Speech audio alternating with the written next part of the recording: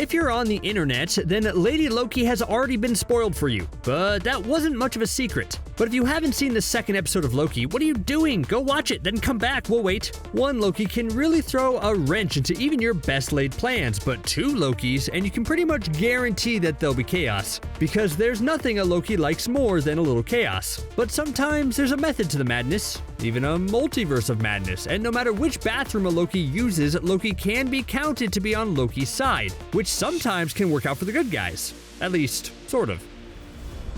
Well, it's that time again. We're a third of the way through one of the new Marvel Cinematic Universe shows on Disney+, and nothing will be the same. So far, Wanda Maximoff has discovered she's the Scarlet Witch, and that comes with some reality warping powers. Sam Wilson passed on and then accepted the role of Captain America after learning some of the troubled history of the Super Soldier Serum.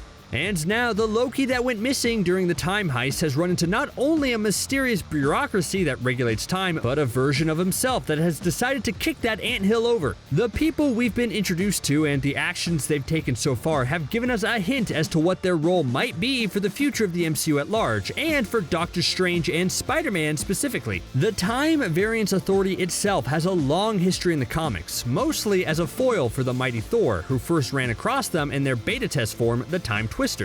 Created by the one who was left behind, they're supposed to monitor time, but like any bureaucracy, the bureaucracy becomes more important than the thing it was created for and is easily corrupted. The biggest clue we have to that being the case in the MCU's TVA is in the form of Judge Ravonna, who supervises Mobius and the rest of the time agents and analysts. Ravonna has a bit of a history with the TVA and with variants in the comics thanks mostly to her long and complicated relationship with the time-skipping warlord Kang the Conqueror. Thanks to Kang's time-skipping nature, there are two Ravonnas. When Kang proposed to Ravonna, she said yes. She also said no.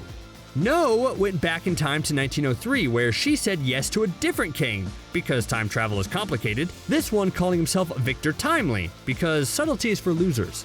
The one who said yes ruled alongside Kang as Revelation, eventually taking over for Kang, fighting who else? The Time Variance Authority, among others. Loki's Ravonna is a judge for the TVA with access to the Timekeepers. During a little one-on-one with Mobius about rogue Lokis, Mobius hints that he's not the only analyst that Ravonna has her little one-on-ones with, and even that one of the Timekeepers looks familiar. We know that Jonathan Majors has been cast as Kang the Conqueror in the upcoming Ant-Man and the Wasp Quantumania, but we've also learned that there can be multiple variations of characters, especially now that Lady Loki has thrown a toolbox worth of wrenches in the timeline.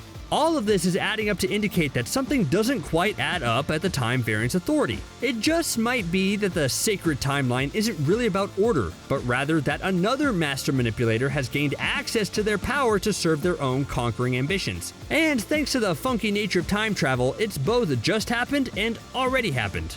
Hold on, I'll explain. Once upon a time, things were kind of simple down MCU way. Tony Stark decided to go the hero route and create an Iron Man suit.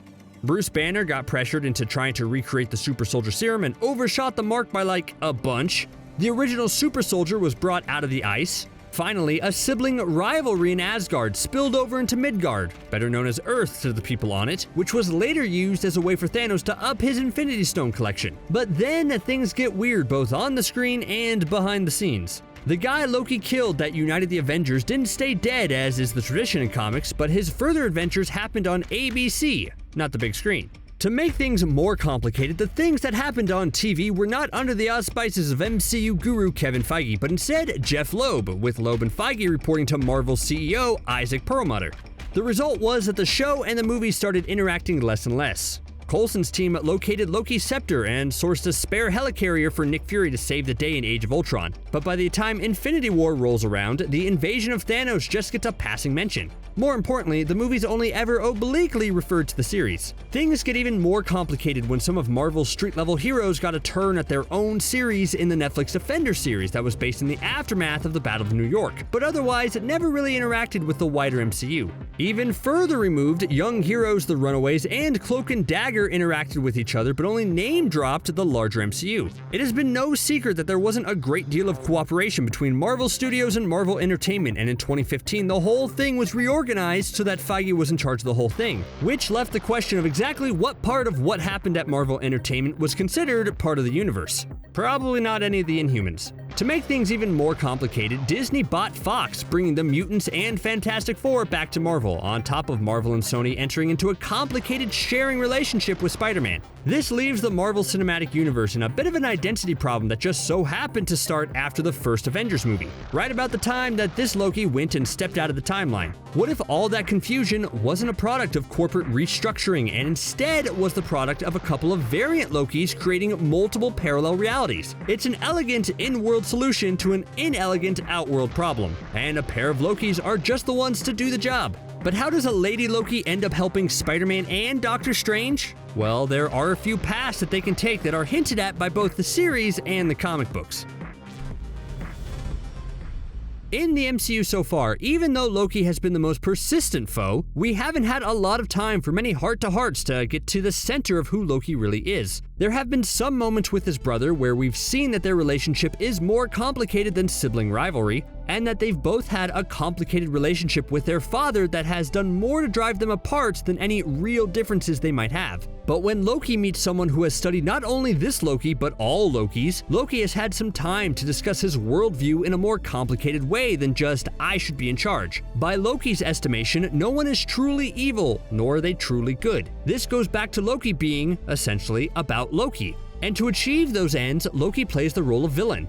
But as we've seen him develop over the course of the Thor movies, Loki's interests can align with the good guys as easily as they can with the bad guys. The Timekeeper's sacred timeline has Loki as an evil lying scourge, as Ravonna tells Mobius. But Loki is more complicated than that. Loki, lady or otherwise, isn't going to sit well with an overlord, and the TVA isn't likely as benign a bureaucracy as it thinks it is. Deposing Kang's influence on the TVA, even if we don't see the Kang that will eventually get in Ant-Man and the Wasp: Quantumania, would be a perfect example of the complex nature of Loki. When Loki went lady in the comics, it was an effort to gain the trust of the people of Earth. Of course, Loki was playing a long game as usual because, as we said, Loki can be trusted to be on Loki's side. It just so happens that in this case, Loki's interests and the interests of Doctor Strange and Spider-Man happen to align.